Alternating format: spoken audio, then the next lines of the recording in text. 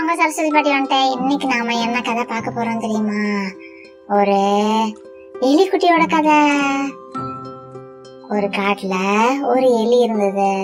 அந்த எலி எப்ப பார்த்தாலும் ஜாலியா விளையாண்டுட்டே இருக்கும். ஒரு நாள் ஒரு சிங்கம் நல்லா படுத்து தூங்கிட்டு இருந்துச்சு. இந்த எலி பார்த்தது, சிங்கராஜா படுத்து தூங்கிட்டு இருக்கு, சிங்கம் மேல போய் விளையாடலாம் நாம அப்படின்னு சொல்லிட்டு சிங்கம் மேல ஏறி குதிச்சு குதிச்சு விளையாண்டுட்டு இருந்துச்சு.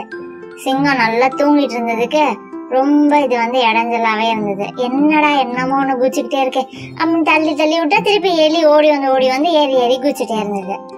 சிங்கம் உடனே முழிச்சு பார்த்துட்டு இந்த எலிய பார்த்த உடனே இந்த எலிய புடிச்சு, எலிய நான் உன்னை சாப்பிட போறேன், நீ என்ன என் மேல ஏறி ஏறி விளையாண்டு என்னோட தூக்கத்தை கலைக்கிற அப்படின்னு கத்துச்சு. சிங்கராஜா எலிய சாப்பிட போறேன்னு சொன்னோன்னு எலி சொல்லிச்சு, வேணாம் எலி, சிங்கராஜா என்னை விட்டுருங்க, வேணாம் சிங்கராஜா என்னை விட்டுருங்க, என்னை மன்னிச்சுக்கோங்க அப்படின்னுச்சு. இல்ல நீ என்னை எவ்வளவு நேரமா தூங்க விடாம இது பண்ணிருந்தா நான் உன்னை சாப்பிட போறேன் அப்படின்னு சொல்லி, இல்ல சிங்கராஜா ப்ளீஸ் என்னை விட்டுருங்க, நான் கண்டிப்பா உங்களுக்கு ஒரு நாள் உதவியா இருப்பேன், அதனால என்னை விட்டுருங்க அப்படின்னு சொல்லிச்சு. அது கேட்ட விதத்தை பார்த்து இந்த சிங்கத்துக்கு ரொம்ப சிரிப்பு வந்தோன்னு இந்த சிங்கம் சிரிப்போ அப்படின்னு சொல்லி விட்டுருச்சு. சிங்கம் மனசுக்குள்ள நினைச்சிச்சு, இந்த குட்டியோண்டு எலி நமக்கு உதவியா இருக்குமா, அவ்வளவு நம்பிக்கையா அதை சொல்லுது அப்படின்னு சிங்கம் நினைச்சிட்டே இருந்தது. இப்படியே கொஞ்ச நாள் போச்சு. கொஞ்ச நாள் கழிச்சு சில வேட்டைக்காரங்க இந்த காட்டுக்குள்ள வந்துட்டாங்க. காட்டுக்குள்ள வந்த வேட்டைக்காரங்க ஒரு வலை விரிச்சு வச்சிருந்தாங்க. அதுல சிங்கம் மாட்டிக்கிச்சு. சிங்கம் மாட்டிக்கிட்டதுக்கு அப்புறமா அந்த வலைய நல்லா கட்டி ஒரு மரத்துக்கிட்ட கொண்டு போய் வச்சுட்டாங்க.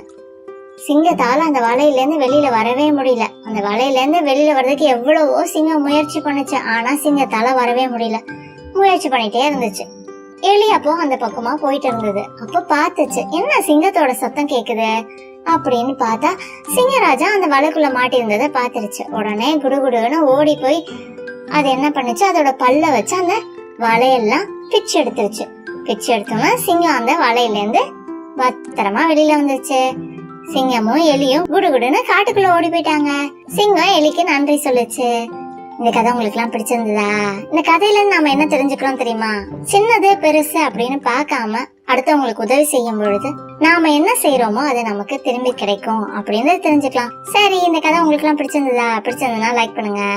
நம்ம சேனலுக்கு இன்னும் சப்ஸ்கிரைப் பண்ணிக்கோங்க. உங்க நண்பர்களோட இந்த கதையை பகிர்ந்துக்கோங்க. சீக்கிரமா போய் தூங்குங்க. டாடா, நான் போயிட்டு வரேன். நாளைக்கு வேற ஒரு கதையோட நம்ம பார்க்கலாம்.